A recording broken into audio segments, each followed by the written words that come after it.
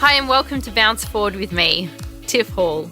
In this series, I'm trying to create a safe, positive space to give you the real deal on health and fitness with no BS. I'm using my 20 years in the health and fitness industry to help you live a more balanced, stress-free, energetic life. So, if you want to keep it real, with fuss-free hacks and tips to live more healthily, then this is a podcast series for you. Now, I have a question for you. Have you ever stood at the bottom of the fitness mountain? Gosh, it can be a really daunting place to stand, can't it? I've been at the bottom of the fitness mountain multiple times in my life, after having both kids, after some serious injuries, and gosh, it's just a place of comparison. It's a place where you can be beating yourself up, and it's a place of total overwhelm. I really want to take the overwhelm out of it for you today, give you some really simple tips and guidance on how to climb the fitness mountain and make it unoverwhelmable, if that's even a word, right? So, strap your hiking boots on, pack some trail mix, and come on, let's do this. Where do we start? That's the question, isn't it? Where do we start? First things first, I say to you, you can't climb Mount Everest straight away. Nobody does that. You need to train for the climb. You have to train to get to the mountain, and the best way to do that is to lower your expectations. If you have too high an expectation, you're never going to meet those expectations, and you'll be forever in a state of disappointment and feeling very, very vulnerable. But if you lower your expectations, you will find the confidence and motivation to keep moving forwards towards that mountain. But just because you're lowering your expectations, and this is really important, it doesn't mean you're lowering your standards, okay? This means you're taking the pressure off and you're being kind to yourself. Just lower the expectations.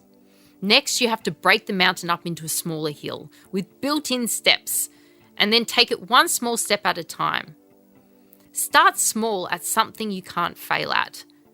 So sometimes when I'm starting something new, I choose to focus on my breathing because I know I can't fail at that.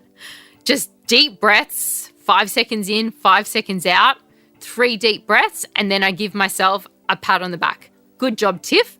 Okay, this creates small wins and it kickstarts our positive reinforcement. And small wins are so important because it stops the anxiety.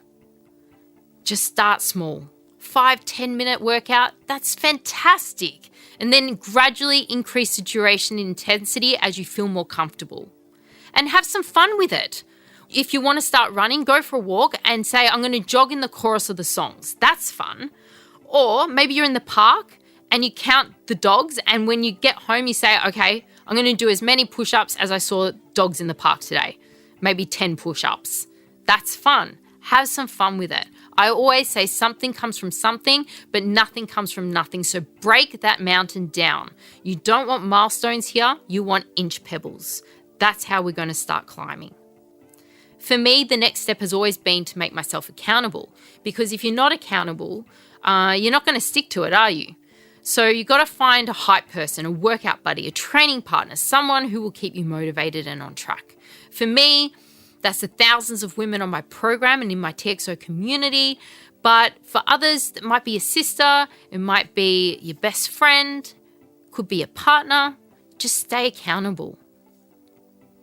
Have you ever been to the gym and just walked around for 20 minutes and you just don't know where to go? You don't know whether to go to the leg press machine. You don't know whether to do some bicep curls with the free weights. You don't know whether to start doing squats, or should I get on the cardio machine? It's just such a cluster because you just have no idea what you're doing. And you have no idea what you're doing because you didn't have a plan.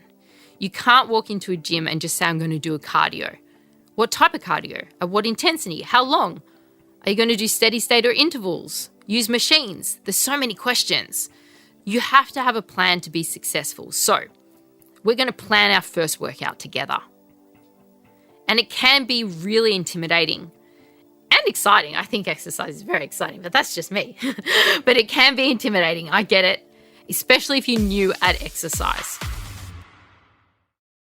So first up, we have to ignore how complex it can get with, all the big words like mechanics and exercise physiology and all the science behind it.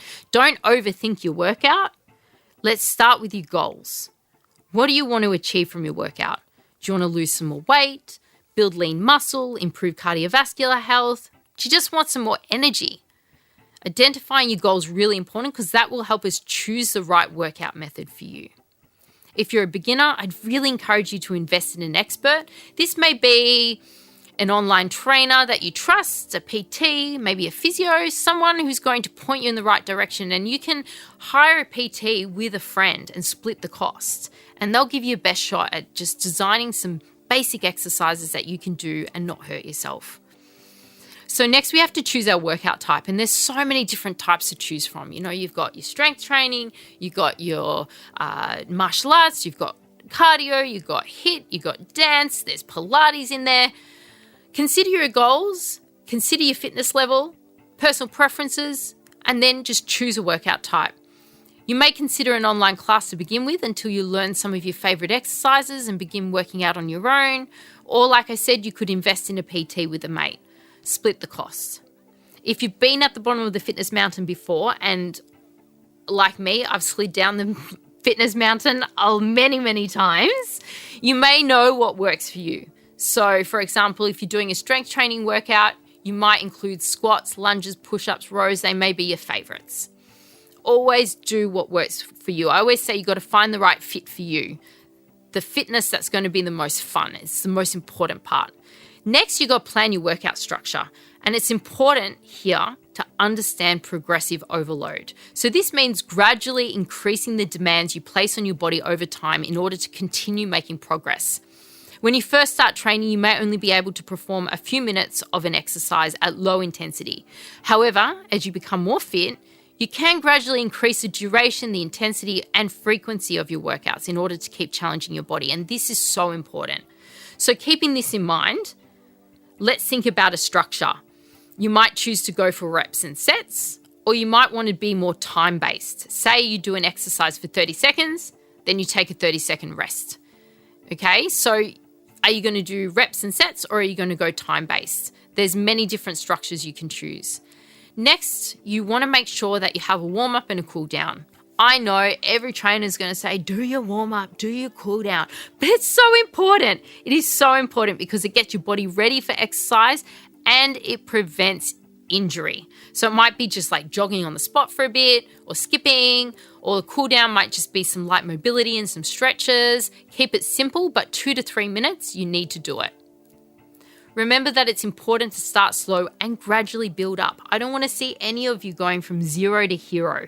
Okay, none of that intensity stuff. I don't want you just going straight into flying push-ups or a 10K run. We are going small and we're building up. We can't fly to the top of the fitness mountain. We have to climb slowly but surely. And a great way to keep yourself motivated is to keep track of your progress. So write down the weights that you lift. Write down how many push-ups you're doing. Write down how long you can do something for. It's really important. It'll keep you motivated, keep you focused, and they're the inch pebbles that are going to start ticking off those micro goals to help you climb those steps of the mountain more easily. Now, I reached out to my community and I asked them, hey, have you ever been at the bottom of the fitness mountain? What advice would you give me? Anya says, don't try to change everything all at once. Implement one new habit at a time and stick them on top of others. And that makes so much sense to me. If you've got one strong, solidified habit, like say brushing your teeth, then it's easier to stick on another habit, like taking a probiotic. You'll always remember to take that probiotic because you never forget to brush your teeth. Really smart. Samantha says a change in vocab does a lot. I'm not losing weight. I'm getting fitter and stronger instead. Yeah, our self-talk is so important.